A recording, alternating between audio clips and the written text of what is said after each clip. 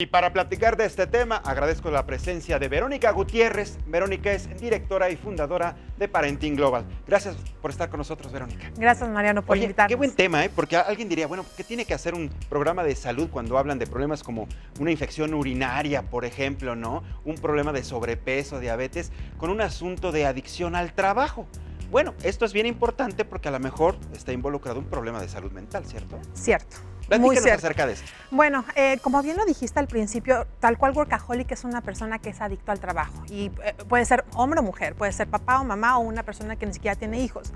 Hay muchos efectos y muchas implicaciones. La primera, como bien decías, puede ser un tema cognitivo mental, ¿no? ¿Qué quiere decir eso? Que si, por ejemplo, yo trabajo y a lo mejor tengo depresión, tengo ansiedad o a lo mejor también estoy muy irritable, esos son síntomas justamente de que puedo ser un workaholic. Desde ese punto, desde el punto cognitivo mental. Por otro lado, también puede haber temas fisiológicos o de salud, tal cual ahí entra directamente el tema del estrés. A ver, el estrés. Ajá, entonces. Una persona con demasiado estrés busca a lo mejor la salida más fácil, que sería, me quedo más tiempo en el trabajo porque a lo mejor lo que me genera el estrés es llegar a casa y pelearme con mi mujer. Exacto. ¿Eso puede ser? Eso puede ser. Sí, yo comenzaría como a lo mejor dividiendo dos tipos o a lo mejor aclarando que es diferente ser un workaholic a ser alguien que trabaja muy duro, ¿no? Ajá. Un workaholic tal cual es alguien que es adicto al trabajo y alguien que trabaja muy duro es que a lo mejor es que trabaja por necesidad, porque tiene que mantener a su familia y si no lo hace, la familia no sale adelante. Lo entendemos, hay personas que tienen hasta 2 empleos, por ejemplo, para salir bien con su familia. Exactamente. Mantenerla, pues. Exactamente. Y entonces, ya cuando nos vamos a la parte de workaholics, sí, efectivamente, como dices, es, no quiero llegar a casa, quiero evitar el estrés de la familia, quiero evitar a lo mejor a los hijos, etcétera, o a lo mejor es que realmente tiene una adicción muy fuerte hacia el trabajo. Nosotros lo que hemos visto es que cuando, nosotros en Parenting Global nos enfocamos mucho a ayudar a papás y mamás que trabajan para ayudar a educar a sus niños de forma más efectiva, por decirlo así. Entonces, en ese sentido, sí, efectivamente están estresados y están transmitiendo ese estrés no solamente a su pareja, sino a toda la familia, incluyendo a los hijos. Hay una afectación. Ajá. En cuanto a su entorno. Sí, exactamente. Nosotros, por ejemplo, trabajamos con el Merit Center en Canadá, con el doctor Stuart Shanker y con Susan Hopkins, que es también una doctora, y justamente lo que vemos es que como papás estamos transmitiendo mucho estrés a los hijos, incluso a niveles de que dentro de nivel primaria, el 70% de los niños están estresados. 70%, Ajá. Es una barbaridad. Es altísimo. Y entonces, y si tú lo ves en México, las cifras son muy similares. Al final del día, se le llama, es un nuevo término que se está metiendo mucho a México, que no está nuevo, pero es el tema de autorregulación. ¿Qué tanto eres capaz de autorregular tus emociones? Y ahí está incluido el tema del estrés. Entonces, si como adultos no sabemos autorregularnos, no sabemos manejar efectivamente el estrés, nuestros hijos tampoco saben autorregularlo. ¿En qué momento, ya nos comentaste que pueden haber, digamos, varias variantes de entrada y también varias razones por las que una persona se puede declarar, si es que al principio se considera, yo creo que una persona que es workahólica, ¿no? O adicta al trabajo, quizá en un principio se tarde en reconocerse adicta al trabajo. Exactamente. Como pasa con muchas adicciones. Exactamente. Puede ser. ¿En qué momento una persona que es chambeadora, exactamente, que es una persona responsable, que además a lo mejor trabaja las 8 horas reglamentarias, pero se queda 45 minutos después porque tenía un pendiente y no pasa nada? Pero ¿en qué momento exactamente pasas de ser una persona trabajadora a un adicto? ¿Dónde está el límite? Yo creo que el límite sería un poco lo que justamente mencionaban al principio, que es cuando te enfocas tanto en el trabajo que dejas en un segundo plano todo lo demás. Y un segundo plano obviamente es la familia, pero también los hobbies o aquellas cosas que te gustaban mucho las dejas de hacer, o también, por ejemplo, tus relaciones interpersonales, tal cual tus amigos, etcétera. Todo eso lo dejas en segundo plano con tal de trabajar. Y otra cosa muy importante es cuando no sabes decir que no, ¿no? Muchas veces como cultura mexicana ya traemos el que no sabemos decir que no, pero también la otra es que muchas veces queremos hacerlo. Sí, yo te soy muy honesta, yo también era una workaholic, tal vez a lo mejor, todavía lo sigo siendo un poquito, pero el tener a mi hija me cambió totalmente, ¿no? Porque ahí ya tienes que empezar a balancear un poquito ambos roles, porque realmente me gusta mucho el trabajo y sí, yo era feliz quedándome hasta largas horas en la oficina trabajando porque realmente me gustaba, pero es algo que tienes que empezar a ver, ¿no? Sí, porque finalmente el trabajo dignifica. Claro. Definitivamente, pero hay que saber que para todo hay tiempo. Claro. Para todo hay tiempo. el tiempo necesario para estar con la familia, el tiempo necesario para ti, Claro. que vayas al gimnasio, que vayas al cine, que te vayas con los cuates, ¿no? Tu A comer, pareja. a tu pareja. Sí. Y un tiempo para tu chamba. Así es. Entonces, realmente lo que estamos buscando como seres humanos es un balance de vida-trabajo, ¿no? Que ahorita está también tan de moda, que se está escuchando mucho en las empresas, no solamente en México, sino a nivel internacional, porque realmente, bueno, me voy a meter un poquito en un tema que es la NOM 035. Sí, muy reciente. Muy reciente, que al final del día ya las empresas tienen que velar también por ese balance de vida-trabajo.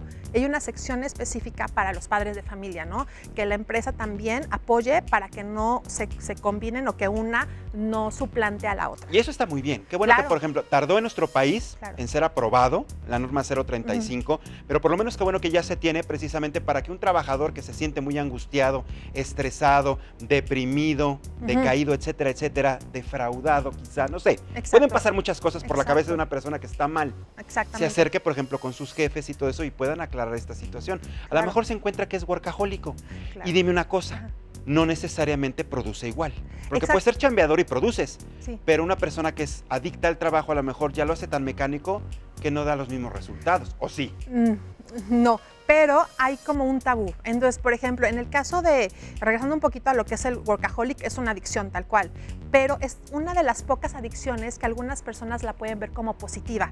Es decir, ay, soy workaholic, duermo 4 horas porque trabajé mucho y a lo mejor si te va bien, a lo mejor tus amigos, tus conocidos van a decir, ah, mira, qué bueno que es workaholic. Y no, es la única adicción que tiene una connotación algunas veces positiva.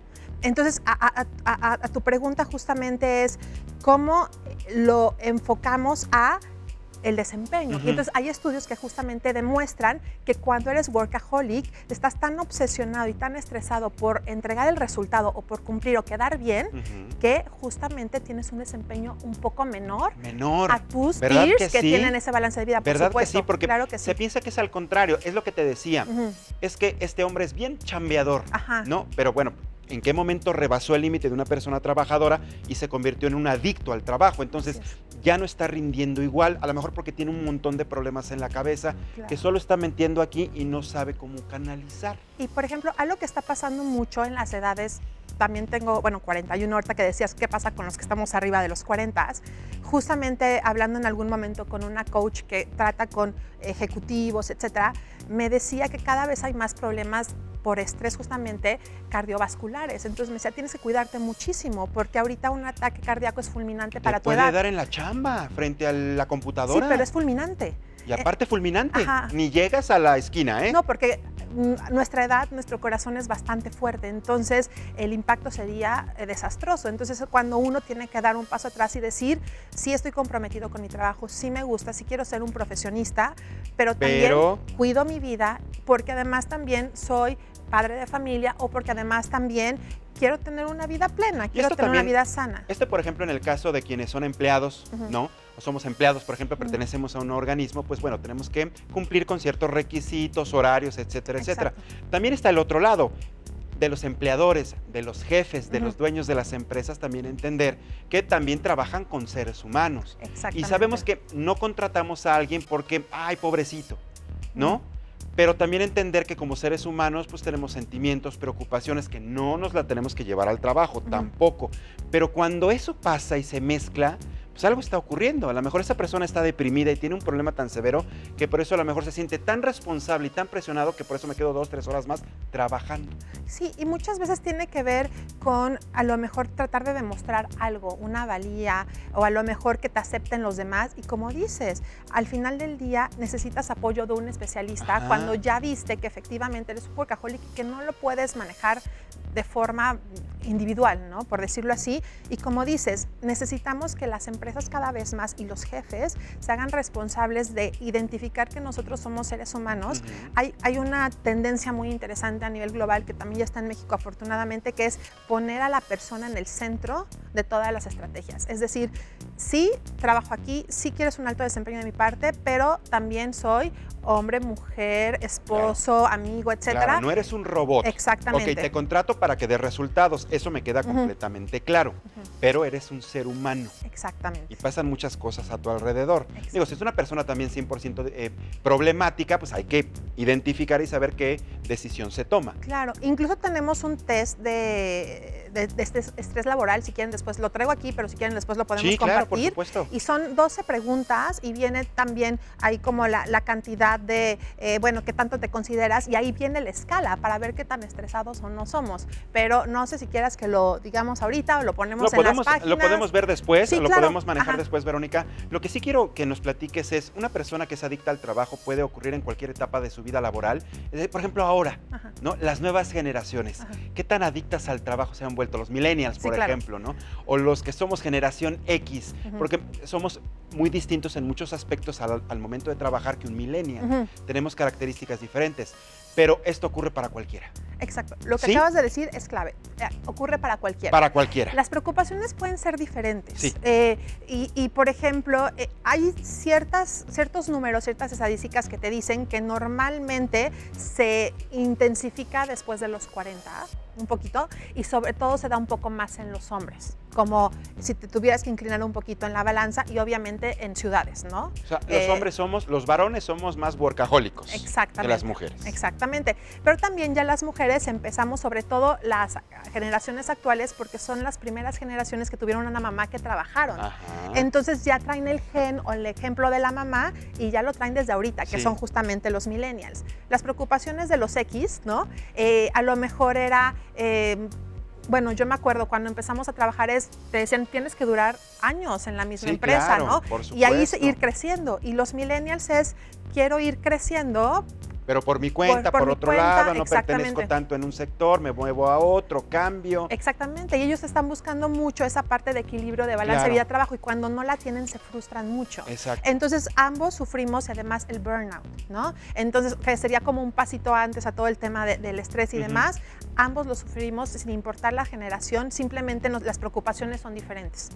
Y aquí, una vez que ya identificamos que somos una persona adicta a trabajar, ¿a quién buscamos? ¿Buscamos ayuda? Sí. ¿Hay alguien que nos la puede dar? Sí.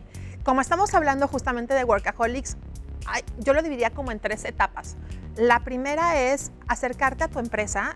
Normalmente en las empresas hay, bueno, está obviamente tu jefe, está el grupo de recursos humanos, pero también hay como comisiones o que está toda la parte de diversity, equilibrio de vida, trabajo y demás. Hay comités que están apoyando a los empleados. Acércate y conoce qué apoyos hay para ti. Te sorprendería saber, hay empresas que me sorprenden mucho en México positivamente. Pero a veces uno se tiene que acercar porque a veces está esperando que sea al revés. A veces lo comunican, pero nosotros trabajamos con muchas empresas y lo que hemos visto es que a pesar de que la empresa comunica, luego estás tan atareado siendo workaholic que no ves los comunicados de bienestar. Ni siquiera ves el bienestar pizarrón de información. o de salud, ¿no? Entonces tienen, por ejemplo, acceso a psicólogos.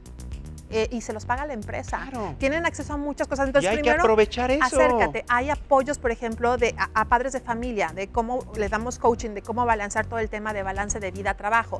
El tema es justamente que se acerquen. Y aparte tienen apoyos médicos y demás. La segunda, si por alguna razón tu empresa no te lo está ofreciendo, tú personalmente busca un especialista para que justamente te haga un check-up físico, ¿no? Haz este tipo de test y después ve a un especialista de salud dental. Y lo puedes hacer. Estás dado de alta en el ISSSTE, lo puedes hacer. Estás dado de alta en el Instituto Mexicano del Seguro Social, lo puedes hacer. O por tu cuenta, si tienes, por ejemplo, un servicio de gastos médicos, lo puedes buscar.